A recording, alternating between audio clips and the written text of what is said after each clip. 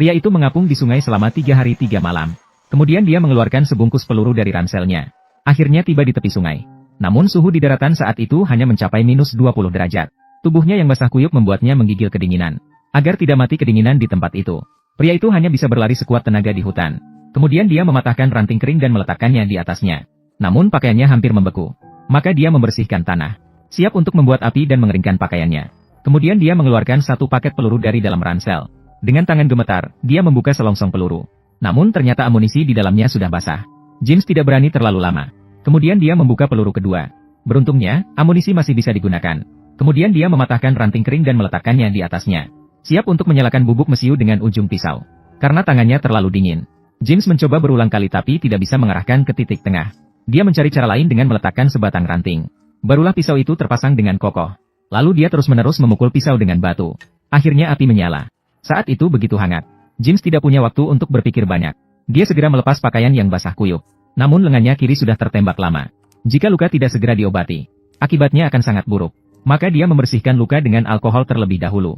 Hanya rasa sakit yang tiba-tiba datang. Hampir membuatnya menangis. Kemudian dia memasukkan kain ke mulutnya. Dia membersihkan salju dari pisau dengan celananya. Lalu dengan tegas menusukkan ke lengan. Berhasil mengeluarkan selongsong peluru. Benar-benar sangat menyakitkan. Untungnya, kekuatan tekad James luar biasa. Segera sesudah, dia menusukkan pisau belati ke dalam tumpukan api untuk sterilisasi suhu tinggi. Bersamaan dengan asap putih yang muncul, luka di tubuhnya berhasil dihentikan pendarahan. James terbaring di tanah. Mereka berpikir semuanya akan aman. Namun tak disangka, musuhnya, Brian, tiba-tiba mencium bau asap. Sedang membawa satu. Para pemburu hadiah langsung mengejarnya.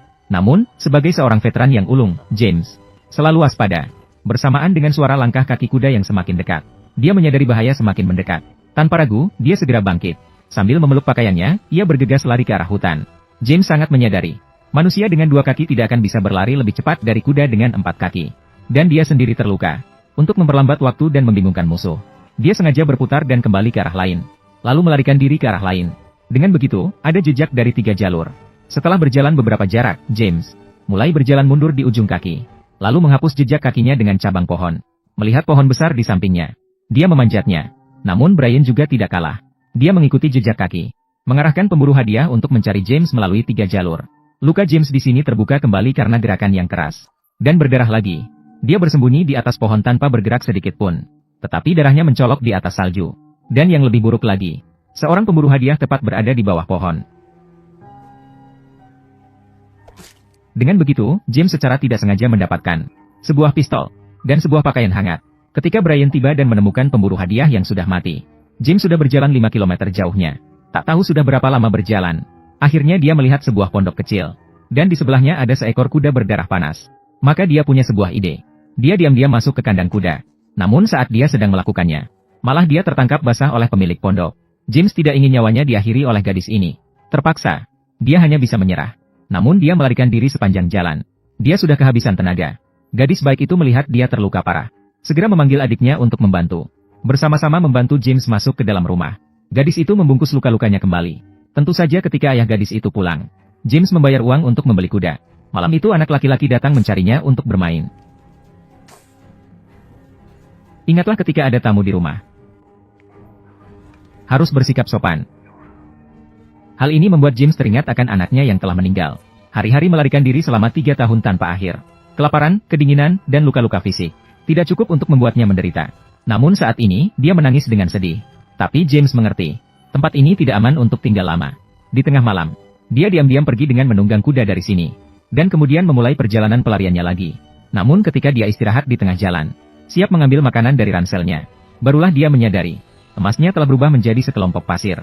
Dia tahu pasti itu dicuri oleh anak kecil itu di tengah malam. Sepertinya dia terlalu polos. Mungkin inilah kejatuhan seorang malaikat. Kebaikan-kebaikan yang dilakukannya akhirnya dihianati dalam dunia ini. Setelah istirahat sejenak, James bersiap untuk memeriksa sekitar. Namun, dia melihat Brian sedang mengejarnya tidak jauh dari situ. Maka James sengaja membuat api. Dengan begitu, Brian dan kawan-kawannya melihat asap. Mereka akan menemukan tempat ini. Sementara mereka sendiri bersembunyi secara diam-diam, menunggu kesempatan Brian tersisih untuk menyerangnya tanpa kesiapan. Namun James menunggu hingga larut malam. Tetapi kesempatan tidak kunjung datang. Keesokan harinya, agar tidak meninggalkan jejak, dia memutuskan untuk meninggalkan kuda-kudanya. Dia berjalan kaki di atas salju. Tiba-tiba dia melihat seekor beruang coklat mati terjebak di perangkap berburu. Maka dia melepaskan perangkap berburu itu. memotong ranting pohon, membuat perangkap di jalan yang dilewati. Kemudian, Brian dan kawan-kawannya tiba. Pasti ada orang yang akan terjebak dalam perangkap berburu. Namun, Brian langsung memberikan hadiah kepada pemburu bayaran. Langsung memberikan kepuasan pada pemburu bayaran. Setelah semua, luka seperti itu. Akhirnya akan mati. Namun dua orang lainnya melihat situasi. Memutuskan untuk tidak menerima tugas ini. Setelah semua, orang yang memberikan imbalan adalah seorang pembunuh gila. Dan kami berempat sudah kehilangan 2 orang. Tapi Brian bilang kuda yang kalian naiki adalah milikku. Atau kalian bisa pulang saja. Pemburu hadiah terpaksa. Harus melanjutkan misi dengan gigih. Sisi lain, James telah berhasil keluar dari pegunungan Rocky. Dia melepas syalnya. Membuka mantelnya. Berjalan di bawah sinar matahari pagi yang indah. Berjalan di antara semak belukar. Sampai ke padang gurun Meksiko yang lebih luas. Pada saat itu, James akhirnya mendapat kesempatan untuk bernapas sejenak. Namun dia sadar bahwa bahaya masih mengintai. Harus sangat waspada terhadap sekitar saat berjalan. Sangat cepat, sangat curang. Dia bertemu dengan 3 koboi yang sedang berkuda di jalan. Melalui komunikasi singkat, mengetahui bahwa mereka semua adalah pengikut takdir. Mereka pun tidak saling mengganggu. Masing-masing melanjutkan perjalanan. Namun sayangnya ada seorang buronan yang tidak mau mengalah. Dia takut James akan kembali ke kota dan mengkhianati mereka. Memutuskan untuk kembali dan membunuh James. Saudara-saudara dengan keras mencoba mencegahnya. Namun pria itu tidak terpengaruh. Aku takut kamu tidak bisa melanjutkan perjalananmu. James sama sekali tidak ingin membunuh lagi. Sampai pada titik ini sekarang. Bukan kamu yang akan mati. Ini kematianku. Bodoh. Simpan senjatamu dan pergilah. Dengan demikian, dia membunuh pria itu dengan pisau lipat. Dia juga mengambil revolver untuk dirinya sendiri. Dan seekor kuda. Semua orang mengatakan James adalah pembunuh berantai. Namun tidak ada yang tahu apa yang dia alami sepanjang perjalanan. Dalam waktu singkat, Brian dan 2 orang lainnya mengejarnya sampai ke sini. Salah satunya adalah pemburu hadiah. Melihat surat perintah penangkapan buronan di tanah. Bernilai $250. Dan itu lebih dari apa yang Brian berikan padaku. Lebih baik daripada mengikuti Brian dan mati sia-sia. Lebih baik membawa buronan ini untuk mendapatkan hadiah. Seorang pria membawa mayat. Baru saja siap untuk pergi. Ternyata, Brian langsung menembak kuda. Karena itu miliknya sendiri. Ingin mendapatkan hadiah. Pergi sendirian. Hanya meninggalkan pria itu berdiri bingung di tempatnya. Sementara itu, James sudah berjalan 20 km jauhnya. Di perjalanan, dia bertemu dengan sekelompok misionaris Yahudi. Mereka dengan baik hati mengundangnya untuk bermalam di sini. Dan memberikan makanan. James sadar bahwa di zaman kacau ini tidak ada kebaikan semacam itu. Maka dia bergegas pergi dengan menunggang kuda. Namun ketika Brian melewati tempat ini, tidak begitu beruntung. Menghadapi misionaris yang tampak baik. Kedua orang itu mengendurkan kewaspadaan. Dan bermalam di sini semalam. Tanpa mereka sadari. Ketika mereka bangun keesokan harinya siap melanjutkan perjalanan. Brian baru menyadari bahwa seluruh peluru telah dicuri. Sepertinya saya masih terlalu naif. Untungnya dia menyimpan 1 peluru di tubuhnya. Ini sengaja disiapkan untuk James. Tapi James juga tidak dalam keadaan baik. Karena sibuk berlarian sepanjang hari. Dia tidak makan selama 1 hari 1 malam.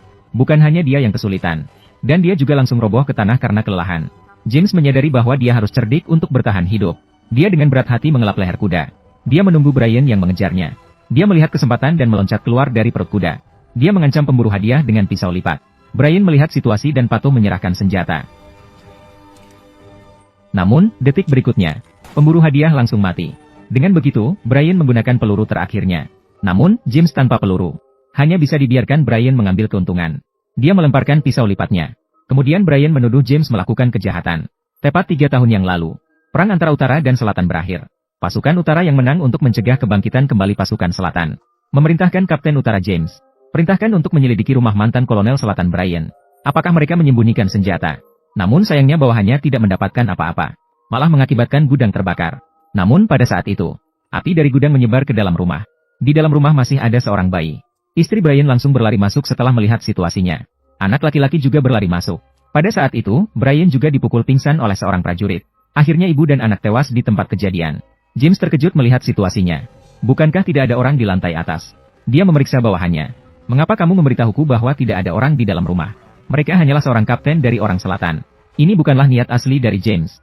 Dia juga tidak menyangka kejadian tak terduga ini akan terjadi. Meskipun perang telah dimenangkan, orang-orang utara masih sangat mendiskriminasi orang-orang selatan. Hal ini bertentangan dengan keyakinan James dalam berperang. Keduanya kemudian menjadi musuh bebuyutan. Sekarang James berlutut di tanah. Brian memberikan pukulan keras untuk melampiaskan kemarahannya. Namun James dengan 1 tendangan berhasil menjatuhkan Brian ke tanah. Setelah pertarungan sengit, James tidak membunuh Brian, melainkan memperingatkannya untuk segera pergi. Maka kamu tidak akan mendapat masalah. Jika kamu berani mengejarku lagi, itu akan menjadi kesalahanmu sendiri. Kemudian, James mengambil pistol Brian yang sudah dibongkar. Dia membawa pergi dua kuda yang tersisa, dan meninggalkan air untuk Brian, lalu berjalan tanpa tujuan di padang pasir. Dengan penuh kebencian, akhirnya dia menemukan sumber air setelah kesulitan. Saat dia sedang minum dengan lahap, tidak pernah terpikir bahwa adat istiadat di sini sangat sederhana. Harus membayar untuk minum air, atau tinggalkan nyawamu di sini. James bangkrut, maka dia meninggalkan seekor kuda, kemudian melanjutkan perjalanan di padang pasir. Namun saat itu Brian masih tidak puas, karena sudah mengejar dari pegunungan Rocky, mengejar hingga ke padang pasir Meksiko. Dia tidak ingin menyerah pada balas dendam, langsung mengikuti jejak kuda itu. Dengan cepat, Brian juga tiba di Ungyuan. Dia memberikan semua emasnya kepada orang Meksiko, menukarnya dengan kuda hitam itu. Sementara James saat itu sudah berada di tengah padang pasir.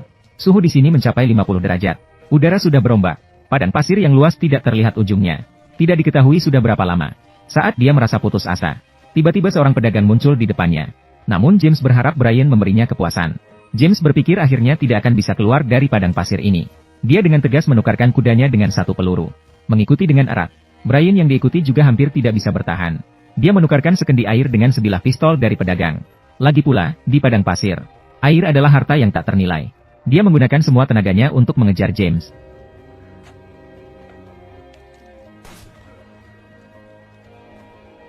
Brian terjatuh setelah tertembak di perut.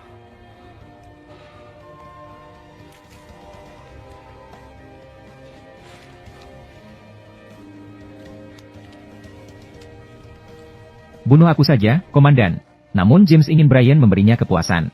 Brian tidak bisa menerima balas dendam yang diberikan oleh musuh. Saat ini, dia merasa kebencian sudah tidak penting lagi. Bahkan membunuh James pun tidak akan mengubah apapun. Mereka hanyalah korban perang. Akhirnya, keduanya memilih untuk berdamai. James dengan penuh perhatian, memberikan sekendi air ke mulut Brian. Selanjutnya mereka berpisah. Oke teman-teman, selamat pagi. Terima kasih yang sudah kita punya mainan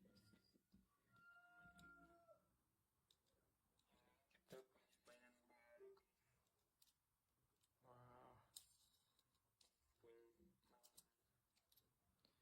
Wah, coba komen yang punya mainan seperti ini. Komen-komen.